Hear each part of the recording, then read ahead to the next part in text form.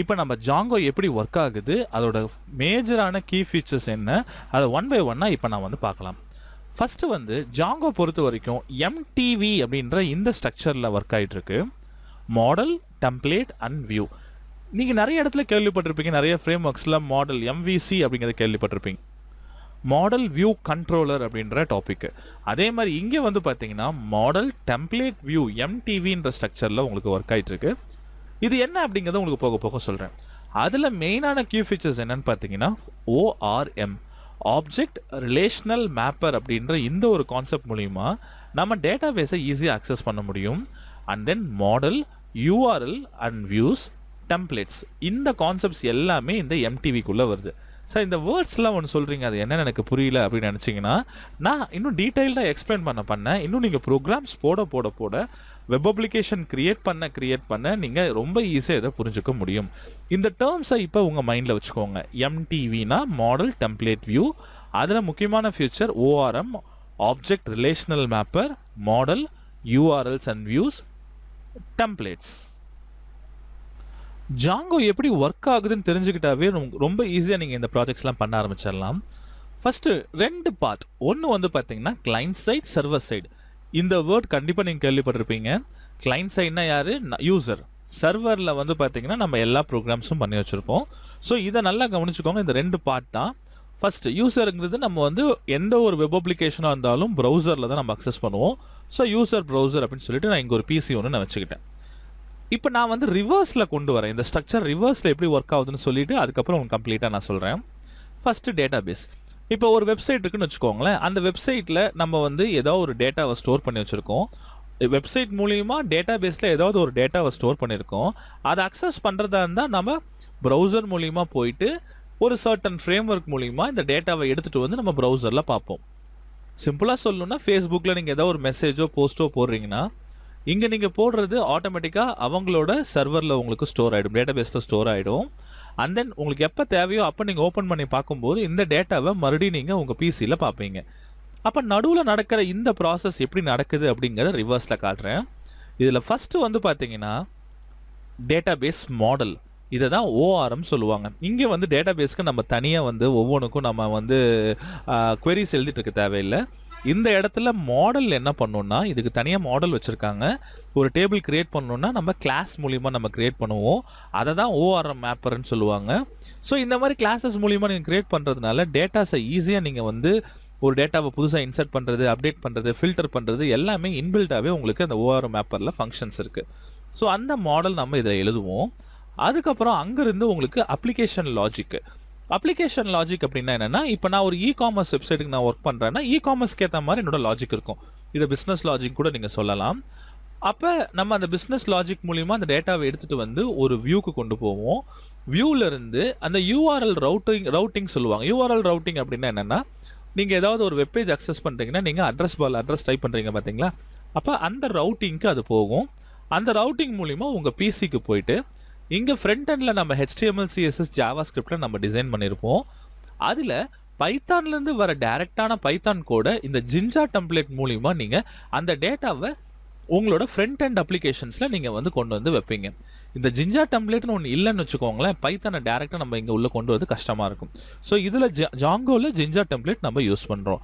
அது என்ன பண்ணுவோம், நம்ம ரா பைத்தான் டேட்டாவை ஆட்டோமேட்டிக்காக உங்களுக்கு HTMLக்கு கன்வெர்ட் பண்ணி அந்த இடத்துல கொடுத்துரும்.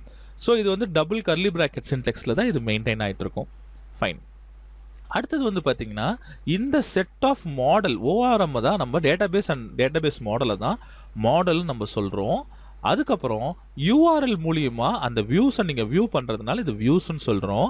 அந்த வியூஸ் வந்து ஒரு HTML டெம்ப்ளேட் மூலியமாக நம்ம எழுதுறதுனால இது HTML டெம்ப்ளேட்ஸ்ன்னு நம்ம சொல்லுவோம். இந்த 3 கான்செப்டை தான் எம்டிவி அப்படின்ற கான்செப்ட் நம்ம சொல்கிறோம். MT and we.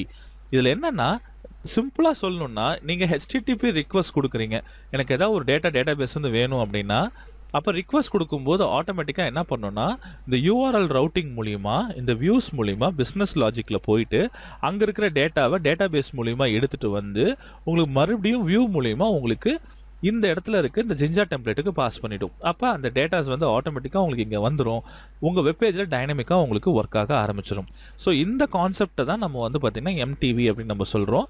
இது ஜஸ்ட் பிக்சராக பார்க்குறத விட நீங்கள் ஒர்க் பண்ண இனிமேட்டு நீங்கள் ப்ராக்டிக்கலாக கோடிங் போட ரொம்ப ஈஸியாக உங்களுக்கு புரியும். இதில் இந்த டேட்டாபேஸ் ஆப்ரேஷன்ஸ் எல்லாம் மெயின்டைன் பண்ணுறது டேட்டாபேஸ் மாடல்.py அப்படின்ற இந்த ஃபைலை நம்ம மெயின்டைன் பண்ணுவோம். இந்த பைத்தன் ஃபைல் ஃபுல்லாக கண்ட்ரோல் பண்ணிக்கும். அது மட்டும் இல்லாமல் இந்த வியூஸை ஃபுல்லாக கம்ப்ளீட்டாக மெயின்டைன் பண்ணுறது views.py அப்படின்ற இந்த பைத்தன் ஃபைல் மெயின்டைன் பண்ணும். ஃபைனலாக நீங்கள் போடுற எல்லா HTML டிசைன் டெம்ப்ளேட்ஸ்ன்ற ஒரு ஃபோல்டரில் நம்ம மெயின்டைன் பண்ணுவோம். ஸோ இது நல்லா நீங்கள் ஞாபகம் வச்சுக்கோங்க. இப்போ நம்மளோட ஜாங்கோ ப்ராஜெக்டோட ஃபைல் ஸ்ட்ரக்சரை கம்ப்ளீட்டாக நம்ம பார்க்கலாம். இதில் பாருங்கள், எனக்கு ஃபஸ்ட்டு ஃபைல் பிப் ஃபைல் அப்படின்ற ஒரு ஃபைல் வந்திருக்கு. இந்த ஃபைல் எதனால் வந்திருக்குன்னா, இப்போ நம்ம ஜாங்கோ ப்ராஜெக்ட் வெர்ச்சுவல் என்வரான்மெண்ட்டில் நம்ம இன்ஸ்டால் பண்ணோம். இது வந்து பிப் env அப்படின்ற பேக்கேஜ் மேனேஜர். இது எதுக்காகனா, இந்த பைத்தான் ப்ராஜெக்ட் எந்தெந்த டிபெண்டன்சிஸில் ஒர்க் ஆகுது. இப்போ எக்ஸாம்பிளுக்கு இது வந்து பைத்தான் வெர்ஷன் 3.1.0ல் ஒர்க் ஆகிருக்கு. அப்போ நம்ம என்னென்ன ப்ராஜெக்ட்ஸ் இன்ஸ்டால் பண்ணுறோமோ, அதை என்னென்ன பேக்கேஜஸ் இன்ஸ்டால் பண்ணுறோமோ அதெல்லாம் ஆட்டோமேட்டிக்காக இங்கே ரெஜிஸ்டர் ஆகிடும். இது எதுக்காகனா, இன் ஃபியூச்சர் நீங்கள் இந்த ப்ராஜெக்டை வேறு இடத்துல ரன் பண்ணும்போது, அப்போ இந்த ப்ராஜெக்டில் கம்ப்ளீட்டாக என்னென்ன பேக்கேஜஸ் யூஸ் பண்ணுறாங்க, என்னென்ன ரிக்குவயர்மெண்ட்ஸ் இருந்தது எல்லாமே நீங்கள் டீட்டெயில்டாக பார்த்துக்க முடியும். இப்போ இந்த ப்ராஜெக்ட் டெவலப் பண்ணும்போது இந்த பைத்தான் வெர்ஷன் வந்து நமக்கு 3.10. இன் ஃபியூச்சரில் இன்னொரு 1 or 2 இயர்ஸ்க்கு அப்புறம் இந்த ஃபைலை பார்க்கும்போது, அப்போ இந்த பைத்தான் வெர்ஷனில் தான் ரன் பண்ணியிருக்காங்க அப்படின்ற மாதிரி ஈஸியாக நம்ம தெரிஞ்சுக்க முடியும். அதில் என்னென்ன பேக்கேஜஸ் என்னென்ன வெர்ஷன்ஸில் ரன் பண்ணியிருக்காங்கிறத அழகாக நீங்கள் மேனேஜ் பண்ணிக்கலாம். அதுக்கு தான் பிப் ஃபைல். அடுத்தது பாருங்க notes.txt. இது ஆக்சுவலி நான் இப்போ கிரியேட் பண்ண ஃபைலு. இந்த ஃபைல் வந்து பார்த்தீங்கன்னா நான் வந்து ரெகுலராக என்னென்ன கமெண்ட்ஸ் நம்ம ரன் பண்ணுறோமோ அதை நான் நோட் பண்ணி வச்சுக்குவேன். இது நீங்கள் உங்கள் ரெஃபரன்ஸ்க்காக வச்சுக்கோங்க. இதுக்கு மேலே பாருங்க manage.py அப்படின்ற ஒரு ஃபைல் இருக்குது. இந்த ஃபைல் வந்து பைத்தானில் ஜாங்கோ ப்ராஜெக்டில் இது கமாண்ட் லைன் யூட்டிலிட்டி ஃபைல்னு சொல்லுவாங்க. இது மூலிமா நம்ம என்ன பண்ணலான்னா, நிறைய ஜாங்கோ கமெண்ட்ஸை வந்து ஈஸியாக நீங்கள் எக்ஸிக்யூட் பண்ண முடியும். அதில் வந்து ரன் சர்வர் அப்படின்ற கமெண்ட் இந்த ஃபைல் மூலிமா ரன் பண்ணும்போது ஆட்டோமேட்டிக்காக உங்கள் ப்ராஜெக்ட் ரன் ஆகிடும். அதுக்கப்புறம் ஒரு புது ஆப்பை க்ரியேட் பண்ணுறீங்கன்னா நீங்கள் ஸ்டார்ட் ஆப் அப்படின்ற கமாண்ட், மைக்ரேஷன் பண்ணுறீங்க, make migration, super user create பண்ணுறது எல்லாமே வந்து ஜாங்கோ கமெண்ட்ஸ் எல்லாத்தையுமே நம்ம இந்த கமாண்ட் லைன் யூட்டிலிட்டி அப்படின்ற இந்த ஒரு manage.py ஃபைல் மூலிமா தான் ரன் பண்ணுவோம். ஸோ இது ரொம்ப ரொம்ப முக்கியமான ஃபைல். அதுக்கப்புறம் மேலே பாருங்கள், இங்கே டிபி SQL3 இருக்குது. ஆக்சுவலி SQLite 3 அப்படின்ற டேட்டாபேஸ் நம்ம வந்து சர்வர்லெஸ் டேட்டாபேஸ்னு சொல்லுவோம். பை டிஃபால்ட்டாக உங்களுக்கு இதில் வந்துடும். நீங்கள் இந்த டேட்டாபேஸ் நீங்கள் யூஸ் பண்ணலாம், அல்லது MySQL, Oracle, MongoDB இந்த மாதிரி மற்ற டிபிஸ் எது வேணாலும் நீங்கள் வந்து யூஸ் பண்ணிக்க முடியும். இப்போ எனக்கு வந்து ஸ்டாண்டலோன் ஒரு சிம்பிள் அப்ளிகேஷன் நான் பண்ணுறதா இருந்தால் தாராளமாக இந்த SQLite 3 அப்ளிகேஷன் நீங்கள் டேட்டாபேஸ் நீங்கள் யூஸ் பண்ணிக்கலாம். ரொம்ப பெரிய ப்ராஜெக்ட்ஸ் பண்ணுறோம், டேட்டாபேஸில் டிராஃபிக் அதிகமாக இருக்கும்னு நினச்சிங்கன்னா நீங்கள் இந்த டிபி SQLite நீங்கள் யூஸ் பண்ணாதீங்க. அதுக்கு பதிலாக நல்லா பவர்ஃபுல்லாக இருக்க MySQLோ MongoDBயோ இந்த மாதிரி டிபிஸ் நீங்கள் யூஸ் பண்ணி பழகுங்க. அடுத்தது வந்து பாருங்கள், நம்மளோட ஜோஸ் ப்ராஜெக்ட் அப்படின்ற நம்ம மெயின் ப்ராஜெக்ட் ஃபோல்டருக்குள்ளே நம்ம போவோம். இந்த ஃபோல்டர் நேம் நீங்கள் ப்ராஜெக்ட் க்ரியேட் பண்ணுறப்ப என்ன கொடுக்குறீங்களோ அந்த நேம் தான். இதில் ஃபஸ்ட்டு ஃபைல் பாருங்கள் __init.py அப்படின்ற இந்த ஃபைல் இருக்கும். ஆனால் இதில் எந்த கோடுமே இருக்காது. இந்த ஃபைல் இது வந்து ஒரு ஸ்பெஷல் பைத்தான் ஃபைல்னு சொல்லுவாங்க. ரொம்ப ரொம்ப முக்கியமான ஃபைல். இந்த ஃபைல் ஒரு ஃபோல்டருக்குள்ளே இருக்குன்னா இது வந்து ஒரு பைத்தான் பேக்கேஜ் அப்படின்னு சொல்லி ஆட்டோமேட்டிக்காக பைத்தான் புரிஞ்சுக்கும். அப்போ ஜாங்கோவில் பைத்தான் பேக்கேஜ் மேனேஜ்மெண்ட் அந்த ப்ராஜெக்ட் ஸ்ட்ரக்சர் அந்த ஆப்போட ஸ்ட்ரக்சர் ப்ராஜெக்டோட ஸ்ட்ரக்சரை வந்து இந்த init அப்படின்ற இந்த ஃபைல்னால தான் நமக்கு மெயின்டைன் ஆகுது. அதனால் இந்த ஃபைல் ரொம்ப முக்கியமான ஃபைல். இது எம்டியாக தான் இருக்கும். இந்த ஃபைல் வந்து பேக்கேஜ் மேனேஜ்மெண்ட்டுக்கு நம்ம இதை யூஸ் பண்ணுறோம். அடுத்து நான் பார்க்க போகிற ஃபைல் asgi அப்படின்ற இந்த ஒரு ஃபைல். இந்த ஒரு பைத்தான் ஃபைலில் இந்த asgi அப்படின்ற ஃபுல் ஃபார்ம் என்னென்னா அசிங்க்ரனைஸ் வெப் கேட்வே இன்டர்ஃபேஸ்ன்னு சொல்லுவாங்க. ட்ரெடிஷ்னலாக இவங்க பைத்தான் வெப் டெவலப்மெண்ட்டில் wsgi அப்படின்ற அந்த ஒரு கேட்வே யூஸ் பண்ணாங்க. That is web server gateway interface அப்படின்றது யூஸ் பண்ணாங்க. ஆனால் இப்போ ஜாங்கோவில் நாம் இந்த அசிங்க்ரனைஸ் சர்வர் கேட்வே இன்டர்ஃபேஸ் அப்படின்ற இந்த ஒரு கான்செப்டை நம்ம யூஸ் பண்ணுறோம். இது நமக்கு ரொம்ப ரொம்ப யூஸ்ஃபுல்லாக இருக்கும். நீங்கள் இதுக்கு முன்னால் வேறு ஏதாவது ஃப்ரேம் ஒர்க்ஸ் படிச்சிருந்தீங்கன்னா, ஜாவா ஸ்கிரிப்ட் படிச்சிருந்தாலோ மற்ற ஏதாவது வெப் ஃப்ரேம் ஒர்க் படிச்சிருந்தீங்கன்னா சிங்க்ரனைஸ் அண்ட் அசிங்க்ரனைஸ் அப்படின்ற ஒரு வார்த்தையை கேள்விப்பட்டிருப்பீங்க. ஓகேங்களா? சிங்க்ரனைஸ்னா சீக்வன்ஸாக ஒரு வேலையை செய்கிறது. அசிங்க்ரனைஸ்னா அட் அ டைமில் மல்டிபிள் ஒர்க் நமக்கு பண்ணும். நான் இன்னும் டீட்டெயில்டாக நான் உங்களுக்கு போக போக சொல்கிறேன். ஸோ இதனால நமக்கு என்ன ஆச்சுன்னா இந்த அசிங்க்ரனைஸ் கான்செப்ட் மூலிமா நம்ம live connection, that is web socket programming, chatting application, real time அப்ளிகேஷன்ஸ்லாம் ரொம்ப சூப்பராக நம்மளால் இது பண்ண முடியும். அதனால தான் நம்ம asgi அப்படின்ற இந்த ஒரு ஃபைல் யூஸ் பண்ணுறோம். அசிங்க்ரனைஸ் சர்வர் கேட்வே இன்டர்ஃபேஸ்ன்னு நம்ம சொல்கிறோம். இதை ஞாபகம் வச்சுக்கோங்க. அடுத்த ரொம்ப முக்கியமான ஃபைல் settings.py. இந்த settings.py தான் இருக்கிறதுல ரொம்ப ரொம்ப முக்கியமான ஃபைல். உங்கள் Django ப்ராஜெக்டில் நிறைய முக்கியமான டீட்டெயில்ஸை இதுதான் ஹோல்ட் பண்ணும்.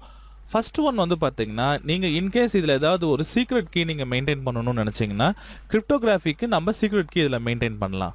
அது மட்டும் இல்லாமல் எந்தெந்த ஐபி அட்ரஸ் எந்தெந்த ஹோஸ்ட் அக்சஸ் பண்ணணும் அப்படிங்கிறதையும் நம்ம இதில் மென்ஷன் பண்ண முடியும். நீங்கள் டேட்டாபேஸ் நீங்கள் யூஸ் பண்ணுறீங்கன்னா அந்த டேட்டாபேஸோட கான்ஃபிகரேஷன்ஸ் எல்லாமே நம்ம பண்ணலாம். இதில் பை டிஃபால்ட் SQLite 3 இருக்கும். இன்கேஸ் MySQL MongoDB யூஸ் பண்ணுறீங்கன்னா அந்த டேட்டாபேஸ் கான்ஃபிகரேஷன்ஸ் எல்லாமே நீங்கள் இதில் தான் நீங்கள் பண்ணணும். அது மட்டும் இல்லாமல் நீங்கள் புதுசாக இது வந்து ஆக்சுவலி ஒரு அட்மின் ஆப்பு, இல்லை மல்டிபிள் ஆப்ஸ் நம்ம கிரியேட் பண்ணலாம். அந்த ஆப்ஸ் எல்லாமே நம்ம இங்கே தான் மேனேஜ் பண்ணுவோம். இன்ஸ்டால்டு ஆப்ஸ் அப்படின்றதுல மேனேஜ் பண்ணுவோம். அதுக்கப்புறம் இதில் நிறைய மிடில் வேர்ஸ் இருக்குது. மிடில் வேர்ஸ் பொறுத்த வரைக்கும் நீங்கள் ரெக்வஸ்ட் கொடுக்கறது, ரெஸ்பான்ஸ் வருது, அந்த HTTPயில் வர எல்லா விஷயங்களும் இந்த மிடில் வேர்ஸில் தான் உங்களுக்கு வரும். அந்த செக்யூரிட்டி மாடியூல்ஸ் இது எல்லாமே இதில் வரும். இதை பற்றி இன்னும் டீட்டெயில்டாக நம்ம போக போக நம்ம ஒர்க் பண்ண நான் உங்களுக்கு நான் சொல்கிறேன். அது மட்டும் இல்லாமல் இதில் static URL, media URL, static files இந்த மாதிரி நிறைய வரும். இப்போ இங்கே பாருங்கள், இந்த ஸ்டாட்டிக் URL அப்புறமேட்டு நம்ம இன்னும் போடுவோம். ஸ்டாட்டிக் ரூட்டுன்னு போடுவோம், மீடியா ரூட்டுன்னு போடுவோம், மீடியா URLன்னு போடுவோம். இதில் என்னென்னா உங்கள் வெப்சைட்டில் யூஸ் பண்ணுற CSS files, JavaScript files, image files, video files எல்லாமே எப்படி நம்ம மேனேஜ் பண்ணணும், எந்தெந்த ஃபோல்டரில் அது அப்லோட் ஆகணும், எந்த ஃபோல்டர்லேருந்து அது ரன் ஆகணும், எல்லாமே நம்ம இங்கே தான் நம்ம வந்து செட்டிங்ஸை நம்ம செட் பண்ணுவோம். ஸோ இந்த ஃபைல் ரொம்ப முக்கியமான ஃபைல். இதை நீங்கள் பார்த்துக்கோங்க. அடுத்தது இந்த urls.py. இப்போ எக்ஸாம்பிளுக்கு இங்கே பாருங்கள், நீங்கள் Django ப்ராஜெக்டில் இந்த URLஸை பற்றி தெரிஞ்சுக்கணுன்னா docs.djangoproject.com அப்படின்ற இந்த வெப்சைட்டில் இந்த URLன்னு சொல்லுவாங்க. URLனா யூனிஃபார்ம் ரிசோர்ஸ் லொக்கேட்டர். அப்போ இந்த பேஜுக்கு போங்க, இதில் வந்து இந்த லொக்கேஷனில் தான் உங்களுக்கு இதுக்கான டாக்குமெண்டேஷன் இருக்குன்னு நமக்கு தெரியுது. அப்போ இதை லோட் பண்ண ஆட்டோமேட்டிக்காக அந்த யூசருக்கு என்ன கண்டென்ட் காட்டணும், இவங்க ஜாங்கோவில் இந்த URL பற்றின டீட்டெயில்டான அந்த ஒரு டாக்குமெண்டேஷன் போட்டிருப்பா, அது நமக்கு லோட் ஆகணும். கரெக்டான கண்டென்ட்டை லோட் பண்ண வைக்கும். அந்த கான்செப்ட் தான் URLன்னு சொல்லுவாங்க. அட்ரஸ் பாரில் நீங்கள் டைப் பண்ணுறது எல்லாமே. அப்போ இது வந்து இந்த ப்ராஜெக்ட்குள்ளே இருக்கிற இந்த இங்கிலீஷ்ன்ற ஃபோல்டருக்குள்ளே 4.2 வெர்ஷன்ன்ற ஃபோல்டருக்குள்ளே, டாபிக்ஸ்ன்ற ஃபோல்டருக்குள்ளே, HTTP ஃபோல்டருக்குள்ளே, URLs ஃபோல்டருக்குள்ளே, index.html அந்த மாதிரி ஏதாவது ஒரு ஃபைல் இருக்கும். அந்த ஃபைலில் இருக்க கண்டென்ட்டை ஆட்டோமேட்டிக்காக யூசருக்கு லோட் பண்ணும். அப்போ நீங்கள் உங்கள் இப்போ நீங்கள் ஒரு பிளாக் நீங்கள் கிரியேட் பண்ணுறீங்க அப்படின்ற போது அந்த பிளாகுக்கான ஹோம் பேஜ் என்ன இருக்கணும், மேலே வந்து அபவுட் பற்றி என்ன போடணும், கான்டாக்ட் பற்றி எந்த பேஜ் லிங்க் பண்ணணும். ஸோ அது எல்லாமே டீட்டெயில்டாக வந்து இந்த URL தான் நம்ம வச்சுருப்போம். இது என்ன பண்ணணும்னா நம்ம வியூஸோட கம்யூனிகேட் பண்ணி இதில் நம்ம என்ன டிஸ்பிளே பண்ணணும் அப்படிங்கிறது அந்த வியூஸ் வந்து உங்களுக்கு ஆட்டோமேட்டிக்காக லாஜிக்ஸ் வந்து எடுத்துக்கும். அதை வந்து நம்ம ஃபியூச்சரில் டெம்ப்ளேட்ஸ்னு ஒரு ஃபோல்டர் போட்டு அதில் HTML ஃபைல்ஸை போட்டு அதில் நம்ம அந்த டேட்டாவை நம்ம டிஸ்பிளே பண்ணி காட்டுவோம். அது நம்ம போக போக ப்ராஜெக்ட்ஸில் பார்க்கலாம். ஃபைனலாக நான் பார்க்க போகிற ஃபைல் வந்து wsgi. இது நான் ப்ரீவியஸாக சொன்னேன். இதுக்கு full form web server gateway interface. Actually ப்ரீவியஸாக asgi அப்படின்ற ஒரு ஃபைல் நம்ம பார்த்துருந்தோம். இந்த ஃபைல் வந்து அசிங்க்ரனைஸ் டாஸ்க் எல்லாம் ஒர்க் பண்ணும், லைவ் சேட்டு இதுக்கெல்லாம் நம்ம யூஸ் பண்ணுவோம் அப்படின்ற மாதிரி சொல்லியிருந்தேன். இன்கேஸ் உங்கள் ப்ராஜெக்டில் அசிங்க்ரனைஸ்க்கான வேலையே எதுவும் இல்லை, சிம்பிளான ப்ராஜெக்ட்ஸ் தான் நம்ம பண்ண போகிறோம் அப்படின்னா தாராளமாக இந்த கேட்வே மூலிமா நம்ம ஒர்க் பண்ணிக்கலாம். ஸோ இதுவும் ரொம்ப நல்லாயிருக்கும். ஆனால் பெஸ்ட்டு சாய்ஸ் என்ன கேட்டால் asgi தான் பெஸ்ட்டு சாய்ஸ். அது நம்ம ப்ராஜெக்ட்டுக்கு ஏற்ற மாதிரி அந்த ரிக்வயர்மெண்ட்டுக்கு ஏற்ற மாதிரி உங்களுக்கு வந்து இந்த ஃபைல்ஸ் வந்து எடுத்துக்கும். இது வந்து எனக்கு வந்து இன்கேஸ் எனக்கு வந்து அசிங்க்ரனைஸே வேண்டவே வேண்டாம், அதை சப்போர்ட்டே வேண்டாம்னு நினச்சிங்கன்னா தாராளமாக இந்த wsgi சப்போர்ட் நம்ம எடுத்துக்கலாம். இதை பற்றி நீங்கள் கவலைப்பட வேண்டாம். இது வந்து Django ஆட்டோமேட்டிக்காக முடிவு எடுத்துக்கும். நாம் என்ன ஒர்க் பண்ணுறோமோ அதுக்கேற்ற மாதிரி உங்களுக்கு ஒர்க் ஆக ஆரம்பிச்சிடும்.